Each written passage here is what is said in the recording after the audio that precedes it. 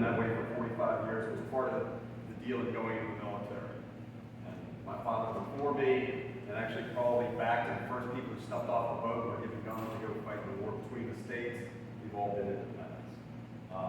The other thing that I got to tell you is I am new to Greene County, but part of that is because I was a military brat and I was in the military for 20 years, so I never really got roots.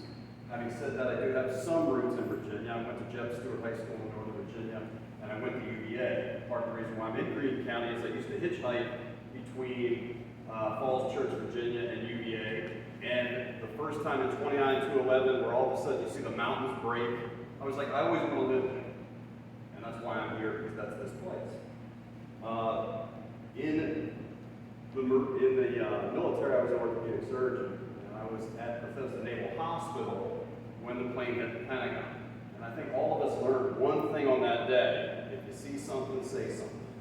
Well, I learned one other thing, and that's if you see something, do something.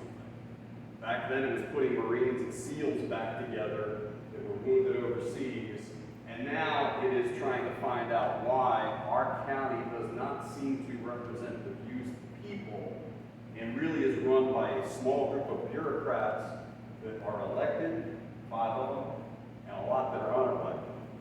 So I would like to try to see if we can change that.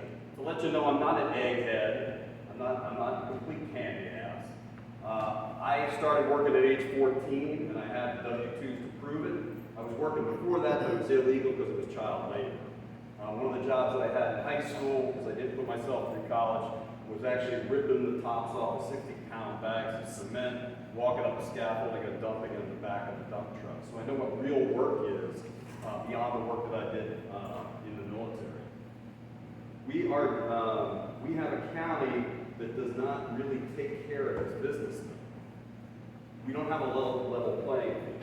Our businessmen are taxed with business licenses on their gross, not their net. Additionally, the only way that the outsiders are taxed who do business in this county every day is based on permits. So if you do a permit, you do more than $25,000 worth of business, they will tax you. I just put in a $12,000 heat pump that luckily was done by Thompson & Thompson Local Group. But if that was done by anybody else, it would never show up because it's not new construction. It's not a permit. So I think one of the things we would do is actually put out a bunch of permits that are free if it's a retrofit. So if you have a roof existing and you're putting in a new roof, you still have to get a permit, but at no cost to you. But it allows our county to track that business and bring in that tax revenue that we need to control the property taxes that are going through the roof. We are getting trashed. We spent $2 million out of an $80 million budget last year for the landfill. And guess who's using that landfill? Everybody outside this county. And guess what? They pay the exact same rates that our businesses do and you do as individuals. That's wrong. And I believe that they should have to come up with a county driver's license that shows their residence or prove that they're a county resident. And if they don't, it should be double the fee that we pay. Because I think that that needs to be neutral. We should not be subsidizing trash in this county. Unfortunately for residents too, I think it needs to go up a little bit. It hasn't gone up in 10 years. We pay $1 a bag of trash, and I think maybe increasing that 25 cents is not going to be a huge burden. And it will also mean that you're not paying for your neighbor's trash. Because some people are really good at it and controlling the amount of trash that they create, and other people aren't. But I think the most important thing is to make sure that we're not subsidizing the trash disposal of everyone. I was out there the other day, the amount of trucks that are coming from Harrisonburg who pull into our trash and dump it on us, because we're one of the few landfills, is pretty awesome, pretty amazing. We treat tourists better than our own kids. So our recreation budget is equal to the amount that we pay to bring in tourism in this county, about $300,000. And to show you how well we spend that money, we have a 1950s brick and mortar tourist building out on 29 that I went after the fireman's picnic, or the fireman's pancake breakfast on Sunday to see if it was open. It's not open on a Sunday. Does that make any sense? Number one, I don't know the last time I ever went into websites that are linked. But if you are going to have a tourist office, it should be open Sundays. I think that we have plans for people who are tourists that were coming in for the Glamping, Lydia Mountain. All of them had plans for pools. Green Acres, the country club, has a pool. But our county residents don't have a pool. So again, we're treating tourists better than we're treating our children. And I think we need to make a pool, and this is the way you can do it. There is a 5% lodging fee that is assessed. 2% of that tax goes to the county. 3% goes to the tourism office. We are allowed to go beyond that. And I think we should have a 6.5% tax. That extra 1.5% would be brought into the county and would be used directly to actually create a county pool.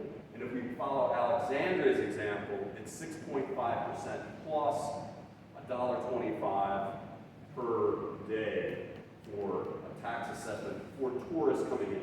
It will not touch our business people at all. It won't touch you as an individual. The Greene County spends, sorry about this, we are spending more time trying to destroy our rural character than we are trying to boost it up. And the tradition in this country was agrarian, small American farms. And what we're doing is we're trying to pave it. And there's a lot of different problems associated with that. But one of it is the fact that we are having revenue that we're not, the revenue is difficult to sustain in a small family farm. Well, one of the concepts that I believe that we should be looking at is green beef. Taking all the ranchers with grass-fed beef and marketing directly to DC, Northern Virginia, Charlottesville, Harrisonburg, so that instead of getting rock-bottom prices as a rancher, you're getting basically retail prices. And I think that that's very, very doable. We are trying to basically gentrify our county. There is a move out there to reassess land use. Basically trying to tell some people that they're going to have to pay a lot more in property tax. All that's going to do is make those people leave and sell their land.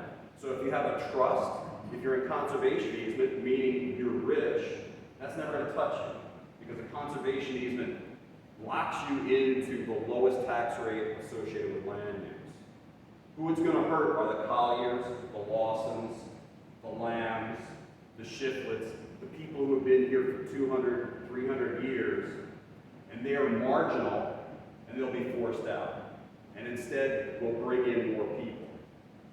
We are becoming a bedroom community for Harrisonburg and Charlottesville. There are two major problems with that short-sightedness. In 2002, we had a major drought. Every 30 years we have. Right now, we got a pretty bad drought going on. The streams are at 25% of normal. In 2002, the state legislature said each county has to come up with their own plan on how to solve it. We identified 2 ways to do that. Drill. We drilled 8 wells to a depth of 1,000 feet. 3 of them yielded more than 3 gallons per minute. That was not an answer. Then we said we were going to build a reservoir. We're paying money on the plans to build a reservoir, and we still don't have a reservoir 20 years later. But what has our county done? It's pushed for development. We've gone up 20% in the last 20 years, and those people are all on surface water. So we almost ran out of water 20 years ago. What did we